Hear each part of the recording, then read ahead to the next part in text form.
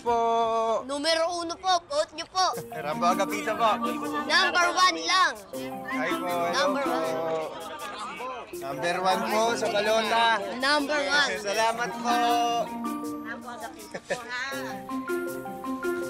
Sana ikaw rin. Dumating na yung panahon na mahanap mo yung pamilya. Hindi bang sabihin ito, hindi ka na mangingibang bansa. Dito ka na magtatrabaho. Balik. Boy, parang tahimik mo naman ata. Naalala ko lang kasi yung pagtulong natin kila Jenny at Aling Tadel. Tsaka yung isang lalaki din sa park. Relate ka na naman, no?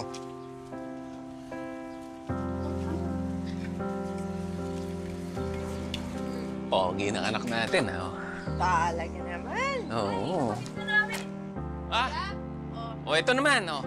Riley, hawakan mo to. Yan. Tayo ko po may apagneto. Yan to, para maraming, makakita. Yun!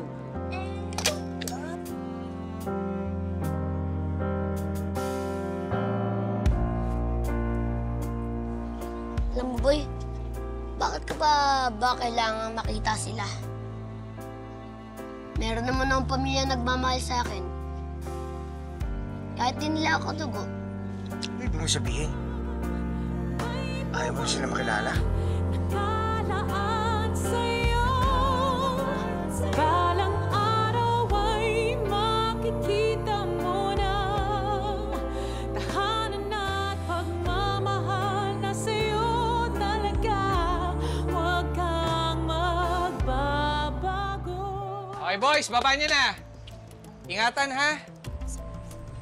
Yan, ganyang ingat lang. Ay! Jerry, ang dami namang mga LPG niyan. Oo, hindi. Nag-i-imbak lang ako kasi mura ko nabili. Teka lang, hindi ka doon, may kalak ko. Saan? Ay! Wala. Dumi lang yan. Ano ka ba? Sige na, pasok mo na yan. Titipid lang. Kailangan maging praktikal. Palibasa, di nyo alam, di naman kayo negosyante. Napakita ko lang para mag-ingat kayo. Sige, gawin mo yan, sabihin mo yan pag ikaw na yung kapitan. Kung mananalo ka sa akin. Pero hanggat wala ka pa sa pwesto, pwede ba? Manahimik ka na lang. Boys, baba niyo na yan. Okay na? Halika na.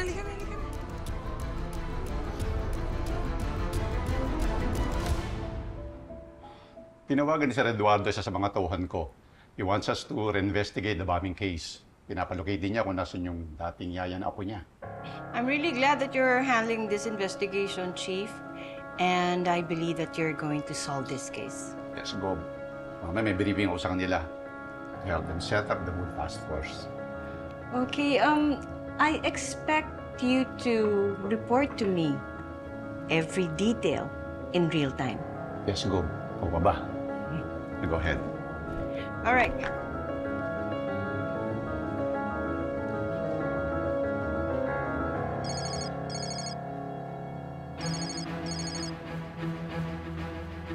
Asan ka na? Pero po kami doon sa bahay ni Yaya. Bilisan mo na. Mabuti nang maunahan mo yung mga pulis kahit na hawak ko pa tong si Vasquez. Yes, Gob. Huwag kang titigil hanggat hindi mo hawak yung babaeng yun, ha? Hindi ako papayag na isang hamak na muchacha lang magiging dahilan ng pagbagsak ko.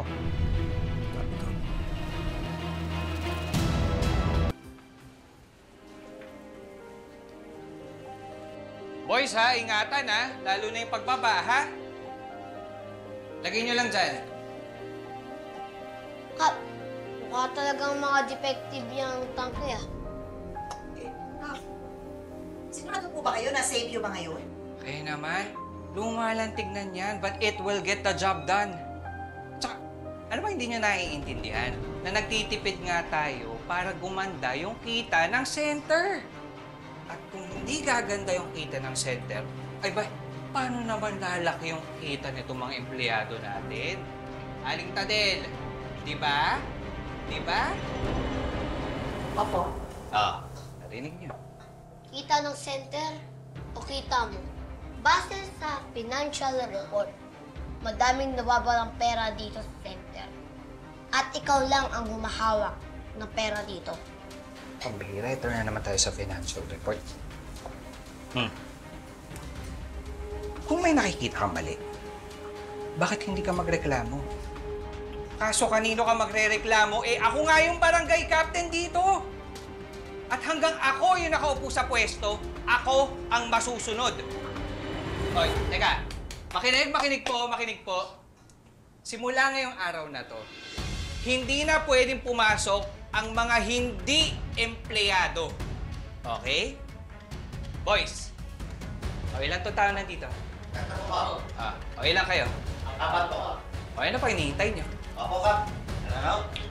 Sandali lang. Bakit? O, pahawak-hawak? O, di lalabas ko lalabas. Ayaw ko maglakan. Sa mga Yan kayo. Opo. Okay po, tita.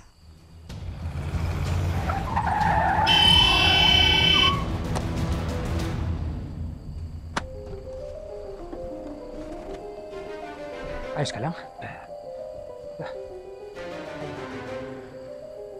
Ayos lang ko kayo?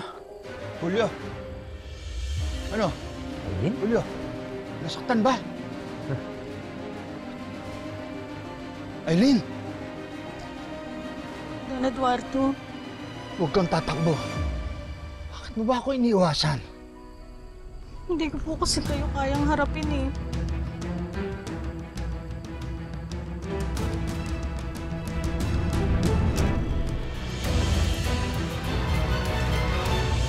Naku, tama ka nga!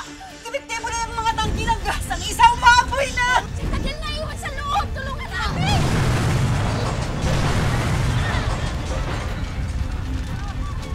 Nawalan po ako ng malay. Nang magbalik po yung ulirat ko, wala na po siya sa tabi ko.